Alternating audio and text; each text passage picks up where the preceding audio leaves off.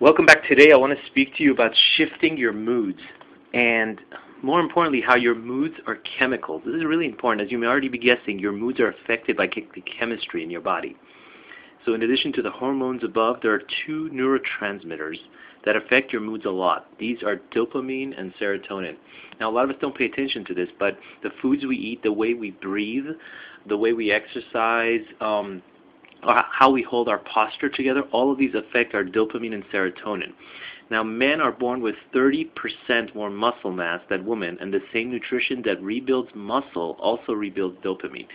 So therefore, men usually are depleted in dopamine as the body will replenish muscles before brain chemicals.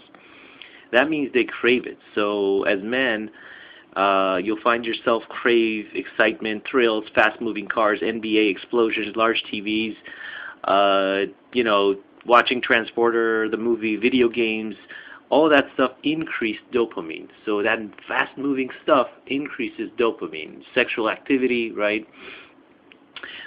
Now, here's the thing with women, though. What happens with women is under moderate stress, women have 8 times more blood flow through the emotional center of their brain. So what that means is today women are under very high levels of stress, especially at the as the culture, our culture in America at least, doesn't provide women with enough oxytocin-producing thoughts and activities. So serotonin is needed to wash over the emotional center to cool it off. Therefore, women use their serotonin, and they need to basically produce more. So they use the serotonin faster than men, and so to rebuild serotonin, women crave talking with a good listener, sharing, and commiserating. So I want you to pay attention to that, how all of that stuff is coming from our chemistry inside and how we can actually affect it.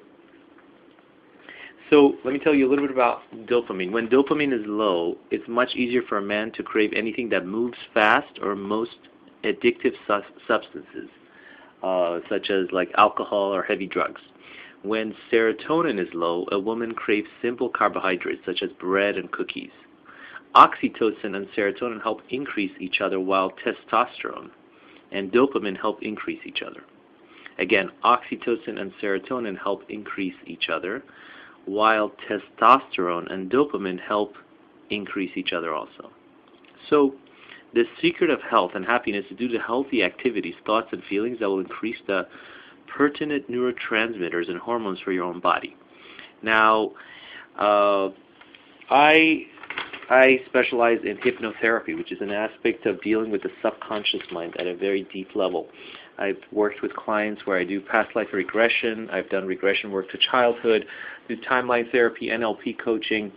And throughout this process, along with my wife Tanya, who does homeopathy, Bach flower therapy, Kabbalistic Reiki together, all of these processes, the main thing I found in common is that what we're really doing is helping that person that's sitting here with us in a session or a group to really facilitate the healing process in their own way, in their own body, mind, and soul connection.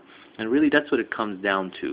If we address the 4 departments, our soul, spirit, our mind, both conscious and unconscious, our emotions, and then our physical body, once we understand how they function together and how they come together and how they work together and how they transfer from each other. In other words, let's look at, for example, if someone has a physical symptom, let's say the leg hurts, and they go to the medical doctor, and after that is taken care of, the pain is still not going away, then we must go to a higher department, which is the emotional area. There's an emotional, something emotional sitting on top of that pain that is not going away.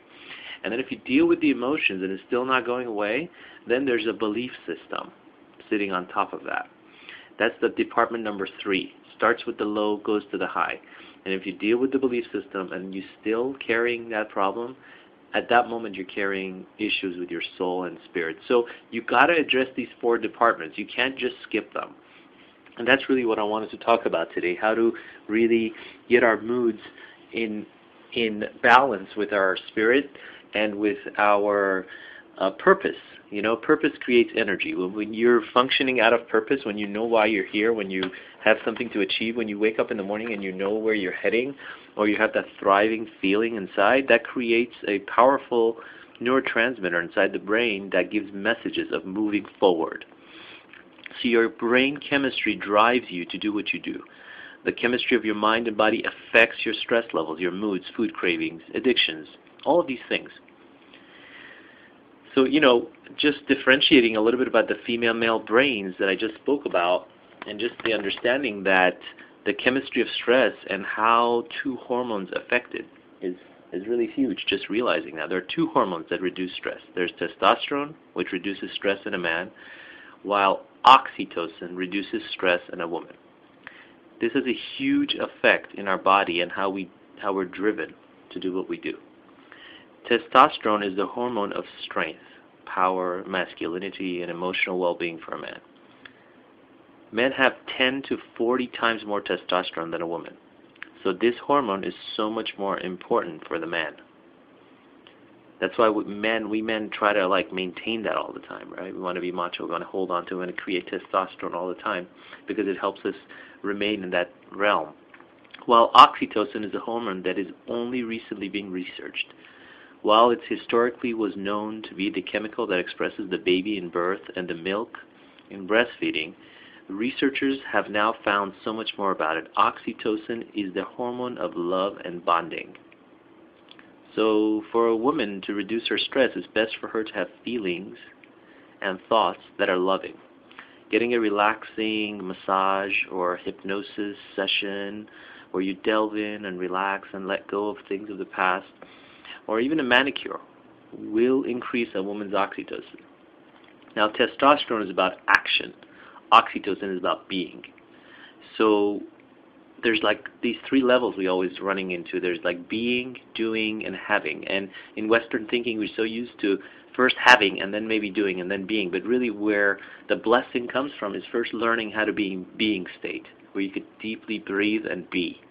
Meditate and be. Take that connection with your breath and be in the moment. Release that fear-based thinking. Testosterone is drive, accomplishment, strength, and challenge. Oxytocin is love, caring, sharing, and being nurtured and pampered. Now, in some other modalities, I've studied many years of Kabbalah, many years of Reiki, many years of homeopathy, Bach flower therapy, and yoga, and many other modalities, we call the testosterone, which is about action, we call that the world of Malchut, which means self-mastery. You're always driving forward, right?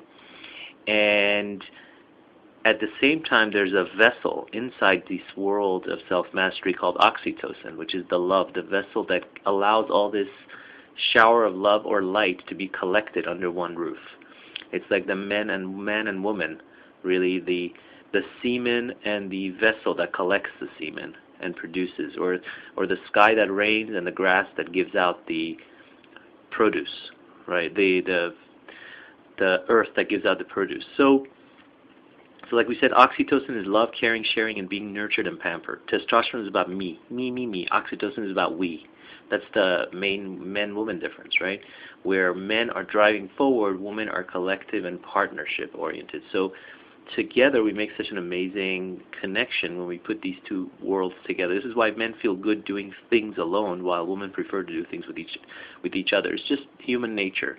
When we accept that, we begin to love ourselves more and we come out of our shell. And when women accept that, they begin to realize how to take time for themselves and do self-care.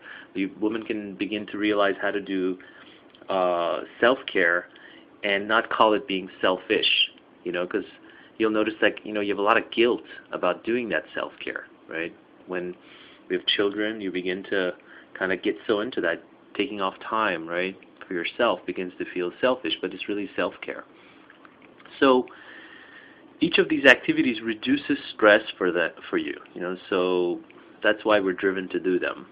Now, to end this show, this talk, I'm keeping it under 10 minutes. I want to send everyone a wonderful blessing message of love, and I want you to know that just by visualizing right now, as you hear my voice right now, just by visualizing this wonderful white healing light coming through the crown chakra on top of your head, down through your throat, passing through your third eye to your throat to your heart, all the way down to your solar, navel, sacral, down all the way to your lower organs, all the way down to your knees and your feet, just by visualizing that. It allows your serotonin levels, oxytocin, hormones, dopamine, and everything else to just balance out just by taking a moment, taking a wonderful deep breath, and really, really being present.